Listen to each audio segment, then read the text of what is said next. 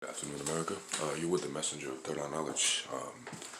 A conscious afternoon message before I let it go do what I always do. I wanted to share with the American people something very important and something that we should not forget. And that is the fact that this isn't the beginning of the coronavirus epidemic. We are hot in the middle of it.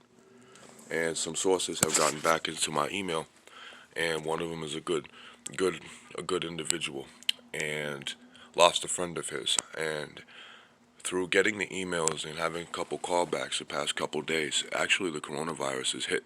The epicenters are in the low income and working class areas like you see New York, New Jersey, Washington, Maryland, Massachusetts, Boston, and they're going up, up, up, up, up.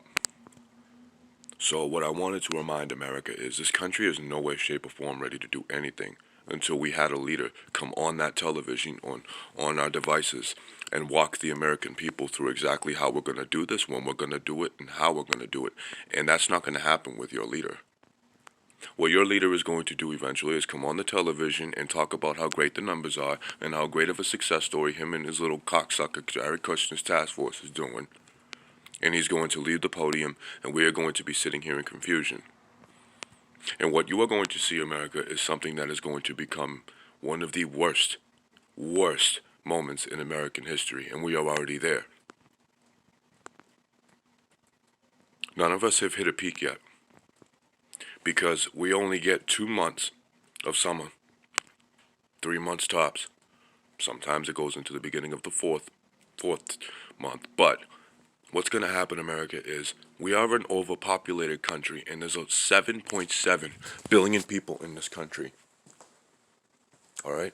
And half of the hospitals in this country, if you do your reporting right and ask the right questions and are a people person, you will find that almost 30 states in this country's major hospitals do not have the right proper protective equipment to take care of these COVID and other sicknesses patients.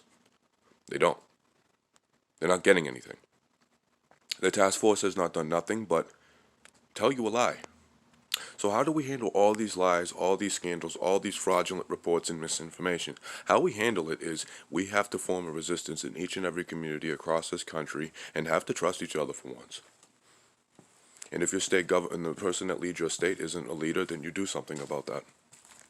And this involves actually taking it into reality. We are living in a time in which we cannot keep relying on the faith that they will make the right decision and trust that they will make the right decision, because a lot of forms of authority in government and state and federal have not made decisions in which on behalf of the American people. They are on behalf of the global elitist economy. They are on behalf of their bank accounts and pockets. That is all they have done. They haven't done anything. Deborah Birx and Dr. Fauci did a little bit, gave up, got tired, didn't want to do it, and now they're winding it down. It's not a time to wind it down.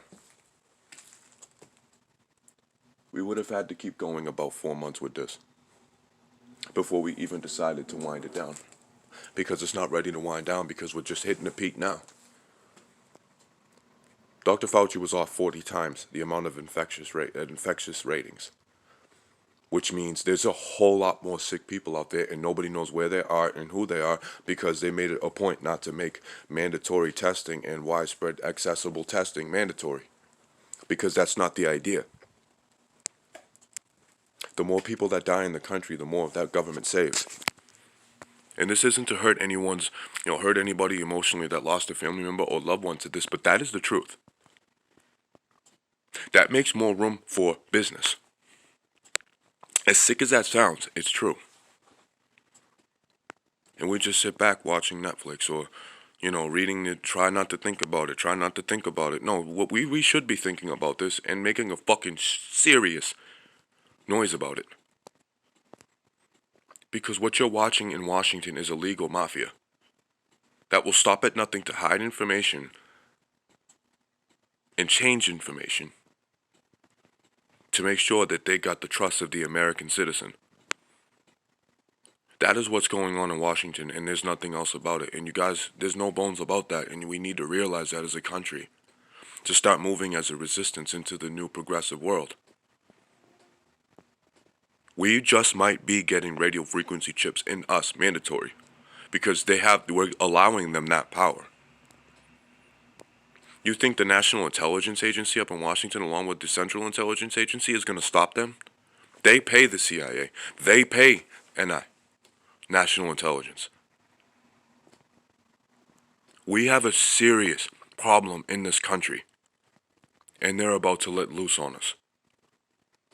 For the hell of it, America, they can just put martial law in because they'll make up some huge story and pay the national broadcasting corporations to stage that coup and allow it to happen. So I'm here to remind America, don't let that happen.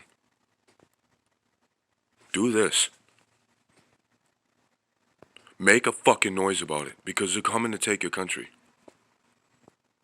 And they'll stop at nothing to kill your family members to get that country. And they have. And they are.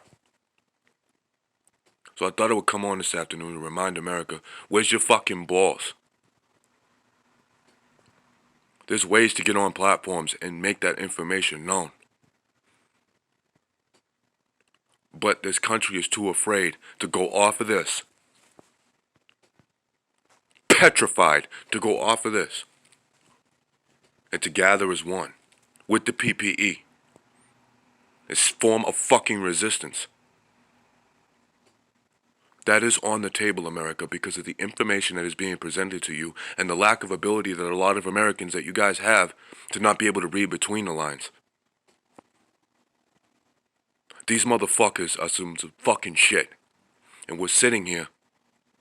No, that can't be. That can't happen. They can't do that. They can do whatever the fuck they want because they have possession of the Constitution. Pretend to make vows to go by the Constitution and be for the people, and then turn around and bail out Southwest Airlines, JetBlue, or whatever they are. Bailing out the banks and the oil refineries. Bailing out social media moguls. Bailing out this one, bailing out that one. But when John Q and Mom and Pop need that bailout, no, you gotta pay us back. Oh, and by the way, you can't do this because A, B, C, and D. And then they turn around and they lose their business. Because that's what they really are about. And you right-wingers and you Trump supporters need to come to terms with that or just go find a bunker.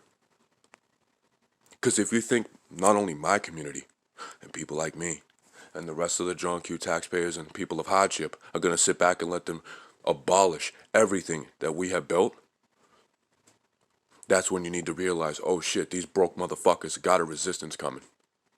That's what we need to do and have in the back of our minds while we need to come off of here to do it.